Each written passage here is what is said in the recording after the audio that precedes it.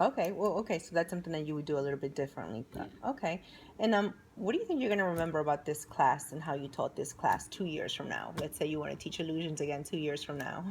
Oh man,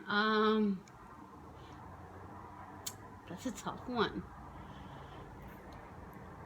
Do you want me to give you an example? Yeah. I'm gonna remember, having observed your class, how nobody knew who Mother Teresa Okay. was. Yes. Oh my God. The fact, or Carol Brady. Like, Right. I was surprised they didn't even know who the SpongeBob character. Oh, okay. They didn't know who he was. I'm like, what do you mean? Don't you Are you relevant to pop culture? I understood Waterloo. I kind of knew they weren't gonna know what Waterloo was, but I was surprised about the Mother Teresa reference. Who's Mother Right. Teresa? Okay. Um, I noticed that you called students by name, and you moved all around the classroom and occasionally lectured from your PowerPoint. Why did you choose that strategy? Cause if I sit at my desk, I'll lose them. Okay. The class is a pretty big class. It's about 22 of them Mm-hmm. with inclusion. So it's if someone's not in a particular vicinity, they Mm-hmm. get sidetracked completely. I had to do the lecture from the PowerPoint because they've Right. never been introduced to inclusions before. I'm sorry, illusions before. So Okay. they needed the a little bit of information. So what is an illusion? What's the real definition of it? How do you see it every day before I actually had them Right. execute the activity? Right.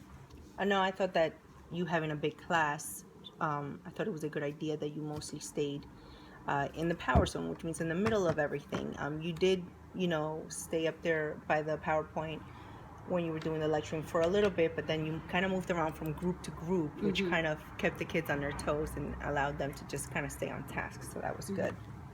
Um, did the students respond as you had expected to this lesson?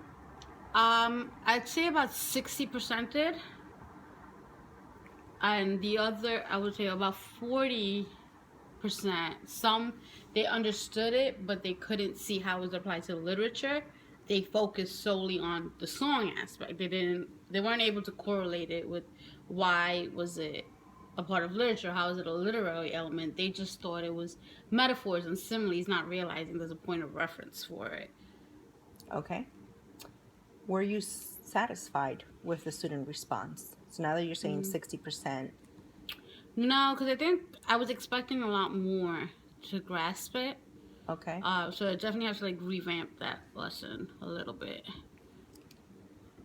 Did you feel that you were successful in meeting your objectives as far as like the students understanding what an illusion was? Yeah, I think they understood what it was. Mm-hmm. I think it's a matter of like taking it to the next step and applying it now Right. to a completely different element. They mastered it within songs and poems. Right. Because they're familiar with the pop Exactly. songs. Right. Now I think your task is now teaching Paradise Lost. Will Exactly. they be able to do the And same that's thing my with fear that? because I did this was after though I did the a poem with them Mm-hmm. by Sojourner Truth, but they couldn't understand the illusions in there because it was not something Right. That was relevant to that was them. relevant. Yeah.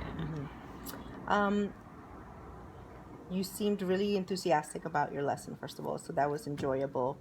Could you have asked something different besides the Mother Teresa, Waterloo, or Carol Brady to get the response that you desired I from think I them? should have started with Kanye West. Okay, so going forward, you would start with the pop Yeah, instead illusions, more of modern illusions. exactly one that they would be able to just be like, oh yeah, of course we know what this means. Whereas you start with something that they're unfamiliar with immediately, they're like, I don't know this. I'm Right. not familiar with this. So overall, what do you think your strengths are, and how can we build on your strengths? I think one of the strengths, particularly with this class, is I can joke around with them, and they're able to understand it in not just a lecture format, but like also a casual format. So Okay. I was able to like, use a student to prove an illusion, whereas in some Right. instances you can't. You know, Right. like a student will get offended if you tell them that they're acting like Kanye West. Right. Whereas in this particular class, like the rapport is a little different where I'm Right. allowed to use them. Like, she's dramatic like Kanye West, and they're able Right. to to make the connection. And the kids certainly seem to know themselves well enough Yeah. that they understood it What I was, based on yeah. it. Right. What areas do you want to improve, and how might we get you to do that? I definitely need to differentiate the lesson Okay. because it's an inclusion class. I think maybe because they're all in groups, they're mixed with the general ed kids, but it's inclusion, ELL, and gen ed in that class. Wow. Okay. So you have three subgroups, Yeah. basically. And so what I try to do is I try to mix the groups with supporting at least, all three in there. Right. But I think I might need to change that a little because either it's too advanced for, the EL or the other special ed kids, or it's too simple for the kids who I know this already. I was taught it. If they're not coming out of a resource room or they're not coming out of ESL exit. So Right. I think I need to be able to kind of either narrow it down or find a middle ground between all three of them. Right.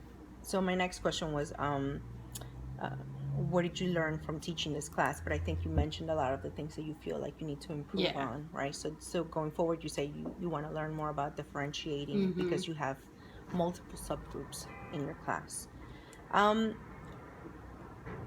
When you said you have 15 minutes to complete this activity, I felt that the activity was a little bit rushed because some of your students were still working on their answers when you were asking them to go over the answers. So even to the very last minute, I felt like they just said, we're just going to go with this because we're out of time. Yeah. So do you agree or disagree? Oh, no, definitely. Yeah, the time was definitely constrained. They couldn't fully go through the song, fully pick out what was right being said or mentioned. Yeah, definitely. I need maybe more time on that, less on the PowerPoint probably. Okay. But they certainly seem to enjoy the activity. So perhaps that's also why, because I don't think that they looked at music like that before and said, oh, wow, there's actually literary elements in this, So sometimes we don't give ourselves enough credit about the creative activities that we come up with and that the students might actually react so well to it that it even takes up more of the time of what you're trying to accomplish.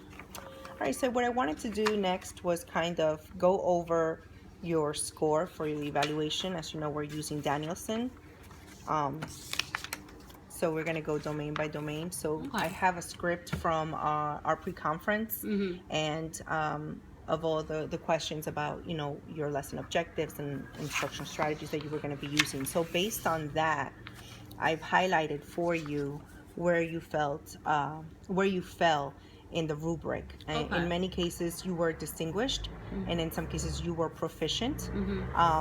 And what I've done is I've highlighted for you if you felt anything below distinguished, what could help you get to that distinguished level, so that next time when we meet or throughout the year as I mentor you, what you could refer to is that part of that rubric under distinguished and say, okay, that's the piece that I was missing as to why I didn't get that for that element of that domain. Okay, so for the first one obviously was about demonstrating knowledge of content and pedagogy, and I thought that was great. However, the thing that could take you to the 4 was a wide range of effective pedagogical approaches. So that goes back to you acknowledging that you need a little bit more help with differentiating instruction. And that's what could have taken you from the 3 to the 4. Okay, so that's something that we're certainly going to work on. Then for demonstrating knowledge of students, I gave you a 4. You know your students inside and out. That's what allowed you to say this one needs to be in a group, and I think even going further, you've reflected on the fact that maybe, yes, groups work for that group of class, but you need to make them into smaller groups. So I think the evidence is more than there that you know your students very well. The setting of instructional outcomes I thought was very clear and precise. You did have different ways of presenting your learning objective, which was for them to know what an illusion was. I like how you started with the examples. You actually started by making illusions. And when that didn't work, you were like ready to use illusions that were a little bit more relatable to them. And then you went to your PowerPoint where they took notes on what it was and then the different types of it. And then from there, you went to your activity. So I felt like you gave them more than one avenue of learning what an illusion was, and that was a good thing. So for that reason,